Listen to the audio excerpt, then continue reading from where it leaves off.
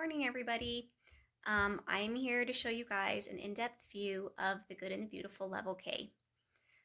In the Good and the Beautiful Level K, it is a slightly advanced curriculum. So by the end of Level K, they are doing about mid first grade level work with reading and with spelling and things like that.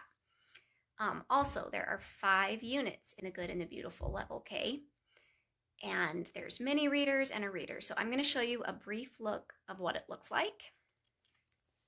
So I printed mine, so this isn't the cover that it comes with, and I could not find Unit 2, but there's course book in 5 units. This one has 2 units in it. And then there's mini books, there's a reader, there's sight words and phonics cards. In Unit 1, let me show you what you very first start out with. It tells you about the course. It tells you at a glance what's in the level. And then it has a table of contents where it's going to tell you where they're going to introduce things for each lesson. At the end of each unit, so down here, this is the last lesson, there's a unit assessment. And this tells you if they're ready to move on to the next unit or not. So within this, it has tips, like how to complete it, if you're working with multiple children, how this. Okay, so it tells you right here in the Unit 1, the basic goal, and then it also has their spelling words. These are their spelling words that they're going to be working on. So this is a list of all the mini books, which are these, and they'll tell you when to read them in the course book.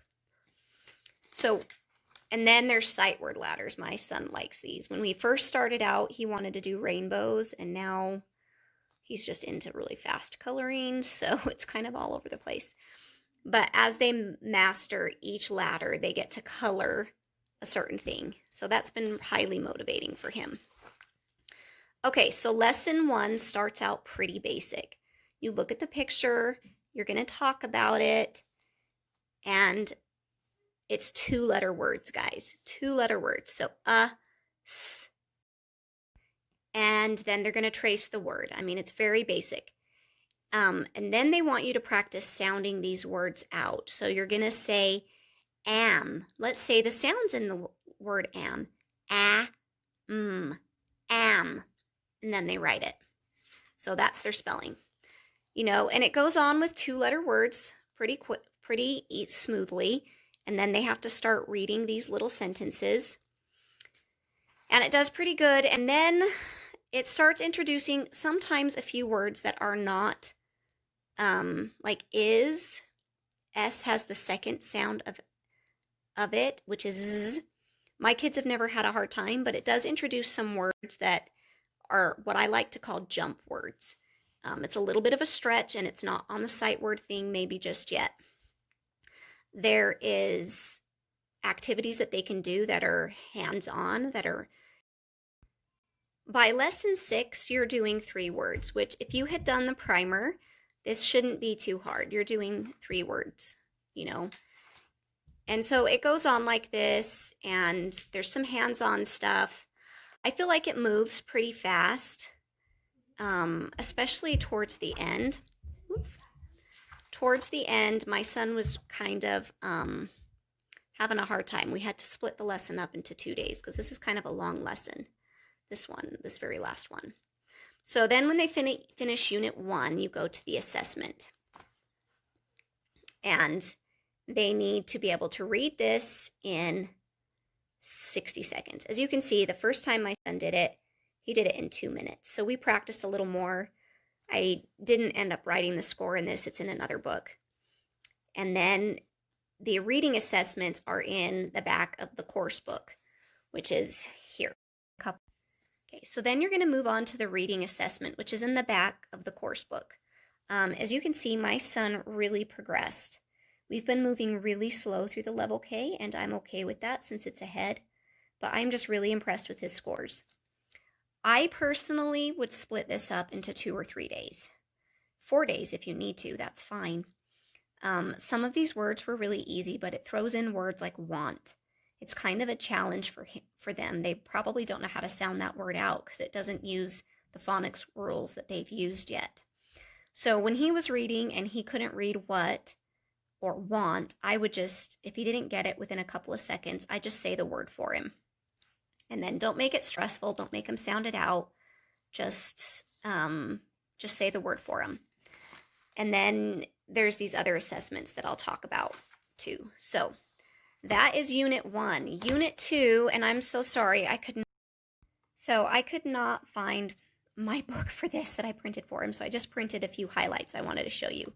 So it has an overview of what you're going to do, the supplies you need, because they're going to do a fun little craft. And these are the mini books that they're going to read. So, yeah. By Unit 2, it is a bit of a jump. We actually paused for a month, and we just practiced reading because he didn't do very well on the assessment, so we just practiced reading before moving on. And then they have these different rules, and they go through it. So don't be afraid to pause if it's a little too hard. So then this is lesson 28, and they learn the phonic sound R. A-R says R. And yeah, they just kind of move through it like this. And then it says right here to read mini book, My Cat is Lost. So then you come down here, and that's, you know, one of these books in here. Okay, so here is a mini book. I'm going to talk about these for just a minute. It tells you a challenge word. My experience is that is not the only challenge word in there. There are other challenging words. So this is how my son and I do it, and it's been successful. I read the title page. I tell him what the challenge words are. And then he reads a sentence, so he literally reads, oh no. And then it's my turn, and I read this.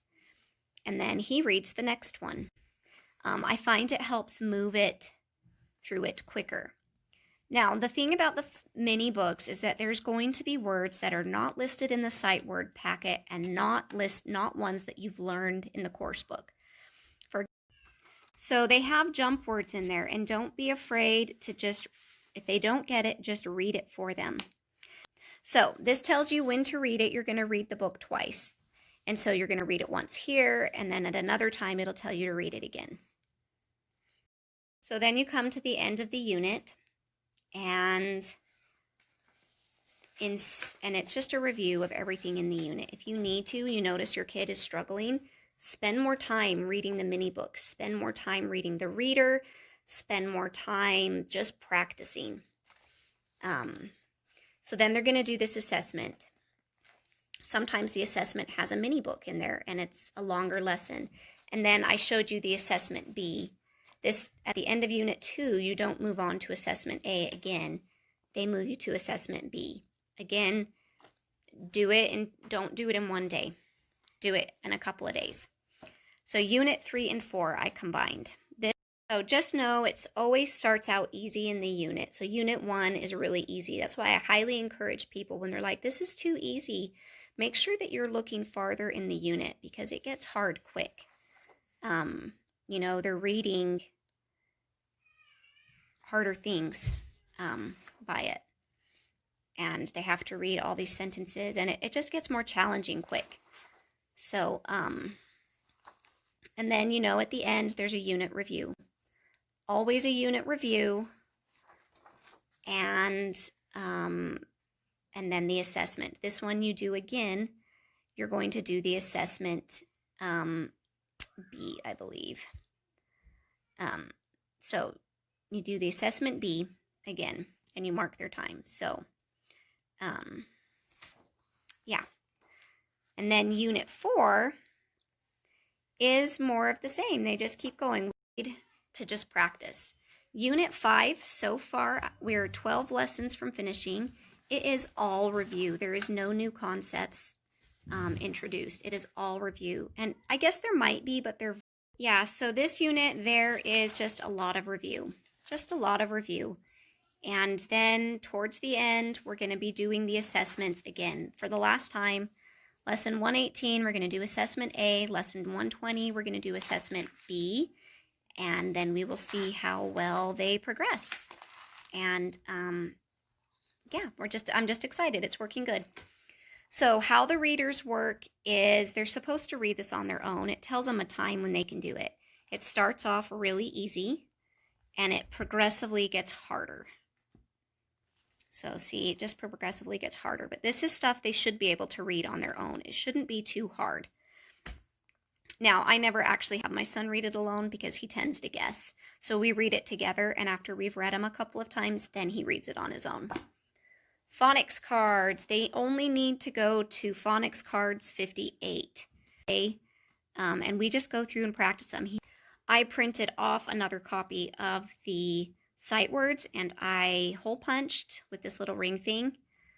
And sometimes we use the back of them as a whiteboard. And then we just go through. So that's pretty much level K.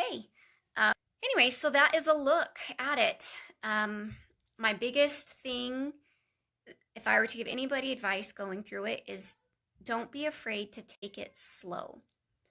If they aren't grasping something, stop and practice. Practice, practice, practice. And then move on. Use the beginner readers, use the level K reader, use other readers, and just practice, and it'll be fun. My phone died. So would I recommend The Good and the Beautiful level K? Yes, I would. We have really enjoyed it. It's been fun. It's has enough variety that it hasn't gotten boring.